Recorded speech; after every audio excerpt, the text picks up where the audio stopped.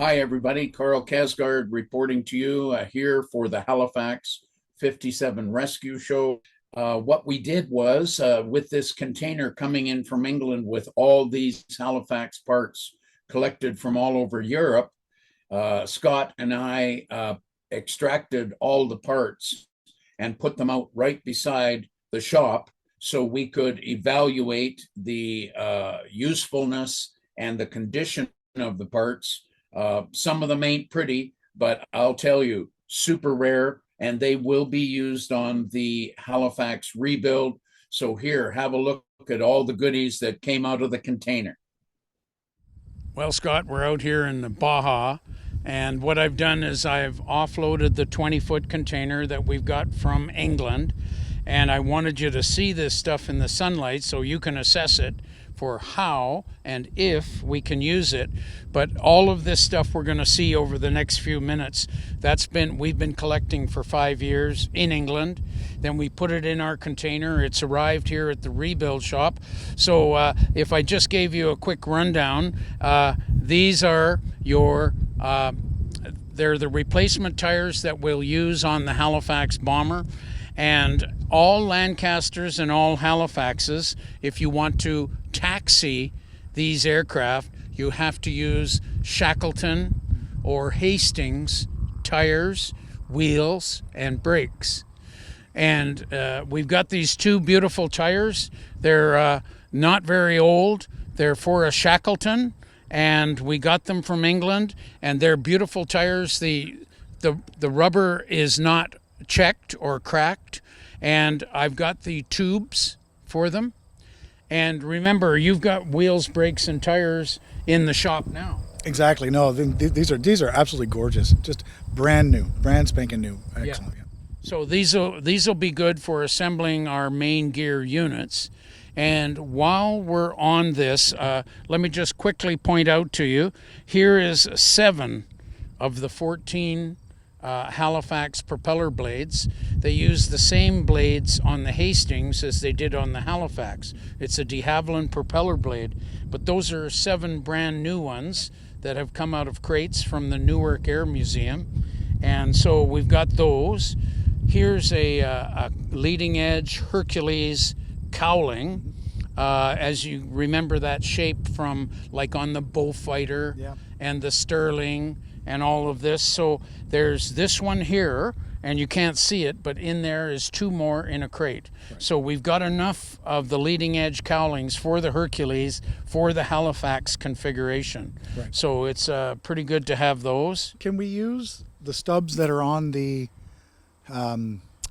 Hercules that we have in the shop? Can we use those stubs? Can they be modified to fit onto these stubs? Well, I would, so far, my mod has been to use this configuration as leading edge, right, but we still use the same routing of exhaust pipes, okay, further back, and they come under the cowl gills. Right. And that's further back in the engine. As you saw, those number 4 engines got beautiful cowl gills on it. Right. So we don't have to rebuild the cowl gills, okay, on number 4. Good. So this gives it the look, yeah, of a wartime engine. Yeah, and here we have a cowl gill ring, what's left, that I salvaged out of a scrapyard in England. Over there is a flap unit with some fittings that you can use. Yeah, those fittings are really important. So in the HR 871 that we got out of the Baltic, the fittings are gone. There's nothing left of them. Yeah. And the drawings we have are frankly unclear. So here now we have in the flesh parts that we can use to take dimensions off of and build replacements for. Sure. Now, what I wanted to show you over here is what you and I are calling the pork chop, mm-hmm, fittings. That's the main casting that's part of the main landing gear of the Halifax, and we've got 4 of them. So let's go over here and look at this.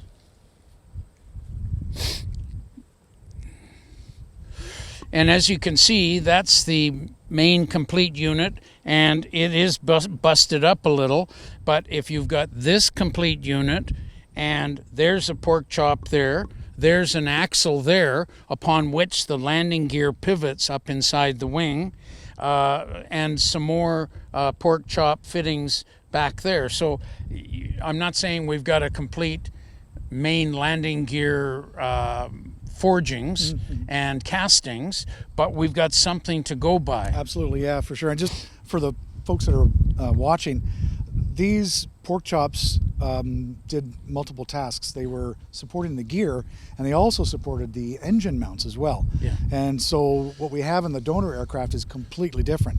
So without these, we're snookered, right? Yeah. So this is going to get us a lot closer to a Halifax configuration. Sure. And you know what I did was, over the past 4 or 5 years, because you and I talked about this, was I'm going looking for this pork chop fitting, and I found 2 of them in Holland at a little museum and 2 of them in England. Yeah, this one to our right, that one is almost perfect. My God, Yeah, it's perfect. Yeah, and I like that casting on the end that goes up on the main spar. That's right. So you know what? We can actually duplicate, or we can build from that. Yeah. The struggle will be in the donor aircraft. The hole pattern for those mounts is different, so it'll be tricky. Well, we may have to build virgin copies of those so that we can develop a new hole pattern, but we'll figure that out. Sure. Now, some of this miscellaneous stuff to the north of us here, this is us doing favors for warbird groups. Canadian Warplane Heritage, Ian Slater, Hawker Typhoon, all kinds of stuff. Rick Featherstone's Spitfire project. Right. We're doing all this stuff because that's the only way you get things done in the warbird community, is you help out others. And so this is part of that brotherhood of get the warbirds complete. Absolutely. No, if we work in silos, it doesn't work. Yeah, that's right. And let's go over here to the rear tail section. And this is out of a Halifax from a crash site at Holland. And what we did is, remember, we were able to make 3D propellers for the Halifax, giant 13-foot plastic propellers. And I offered to trade a memorial propeller for them to put on their wall in their village if they would give us this centerpiece of a Halifax tail section. So as you can see, this is where the tail section bolts on to the fuselage. This is the top part of a fuselage bulkhead. But there's the tail section, and it goes 15 feet that way towards the fin and rudder out there. We've got a rear spar there. You can see the control rod for the elevators there. On this side. Yes. And so that, and then it goes 15 feet this way to the other fin. But all the main bolts that hold the horizontal stabilizer onto the tail unit, they're right here. Yeah. And you can see, so this would have been the longeron, fuselage longeron. Yes. And So you can see the bolted connection here. yeah, so the fuselage is going that way towards the cockpit. But here is the centerpiece of the horizontal stabilizer of the Halifax. And I just wanted to show that to the folks to say, we have missing pieces found. And this is going to help us in the long term for the rebuild, if nothing else, for reference. Absolutely. Like this fitting down here is very complex. Yes. And without that, again, the drawings are great. Yeah. But having the real thing just answers so many questions. Yeah, that's right. That's right. Now, I needed to tell you about this. This is up on the top of the fuselage, and back there, towards the back of this unit, is where the tail turret is. And I needed to go over to the container and show you the 9-foot piece of a Halifax fuselage that's in that container, that is the bottom. It's the bottom of this, and it ends right where the tail turret would be, right there. So it's almost like a jigsaw puzzle. I know we don't have all the pieces. Some of it's frustrating and missing, but it's better something than nothing.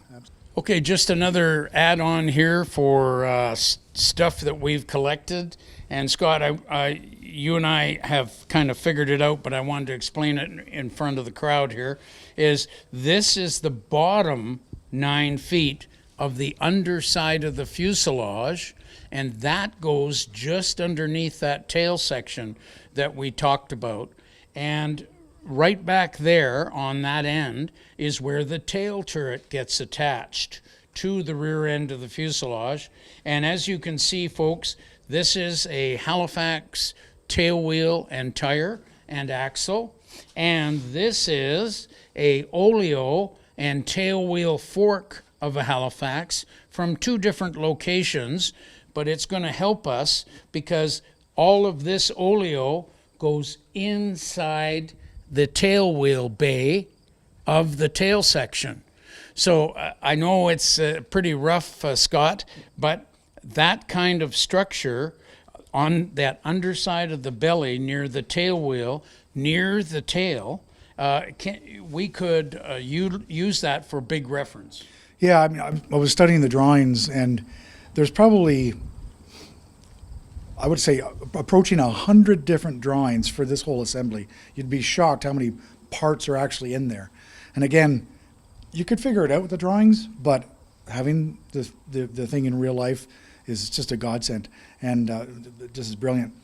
And just to clarify for the folks, so this part would be laying down, and the tail wheel sticks out a little bit. These are not retractable tail wheels, Yeah. so the tail wheel hangs down below the fuselage, but it would hang down just outside this area here. Yeah. So lay that down, and the Yes. tail wheel would be right about there. That's right, yeah. Don't get confused with these other parts. Those are spare magnetos that we saved, and these are cylinder heads that can be spare parts for our engines. But this was a piece that was offered to me, and I said, any reference material, you got the blueprints, you've got structure, and that can help you with the mysteries. So do we know what aircraft this was, what serial it was? No, I don't think we can zero in on that. I believe it is from a Halifax Mark II. Okay. But as you know, structure of Mark IIs and Mark IIIs is the same. Yeah. And so tail wheel, tire tube, axle, and Olio, plus this, another mystery that can be solved. Right. And this Olio didn't come from this aircraft. This is from another aircraft. This is what we found under a foot of sand off the coast of Sweden. Right. And we lifted it up, and it was covered with this much crustacean all over it after 80 years underwater. And we thought, oh, well, this is junk. And Gustav, our skipper, he said, I got a pressure washer. He says, sometimes you can get the accretions to come off the steel Right. by pressure washing. So we hung it up, and Gustav started pressure washing, and the crustacean this thick was coming off, and what you see was under the crustacean of 80 years. And I'm actually surprised that there's this much magnesium left over. Yeah. Because this stuff just rots in water so quickly, it oxidizes so quickly. So there's actually something to work with there. I mean, it's not super, but again, we can use it to either copy, or perhaps we could use it in some fashion. Now, but was this aircraft, or this chunk, was it recovered from a crash site, or was it? Yes, broken in up? England. It was a crash site. Yeah, yeah. But listen, Coach, I'm ahead of you one step. We have 2 Lancaster tailwheel Olios and forks, and I think they're made by the same company.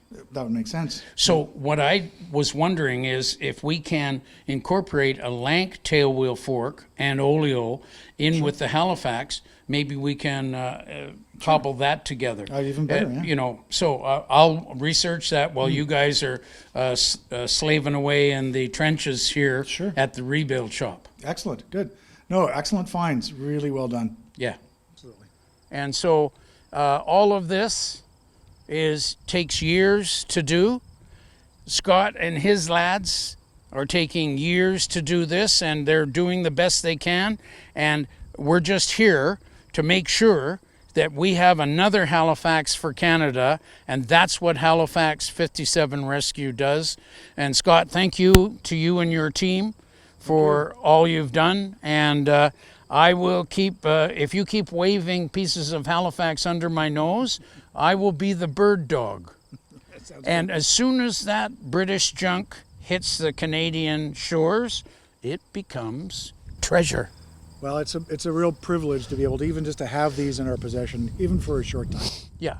And most of this that we've seen today can stay here at the rebuild shop, but that number 4 engine will go out to Nanton. Right. And but folks, we're doing our best with what we got, and it's working. Well, there you have it, folks. Another exciting adventure of building up a Halifax bomber for our veterans. And we spent a lot of money this summer doing all of these special arrangements and shipping and purchases to bring a Halifax bomber back to you here in Canada and the aviation world. So just if you can, please support us. You know where to go to give that donation, and we just hope that you'll follow us and like us, and we will do our best to build up this super rare bomber as a tribute to our Bomber Command veterans. So hope to see you next time. We've got lots more coming down the pipe, and so stick with us, and we'll see you again on the Halifax 57 Rescue Show. Bye-bye. Follow along here on the channel, and if you haven't subscribed yet, please do so to be notified when the next video is released.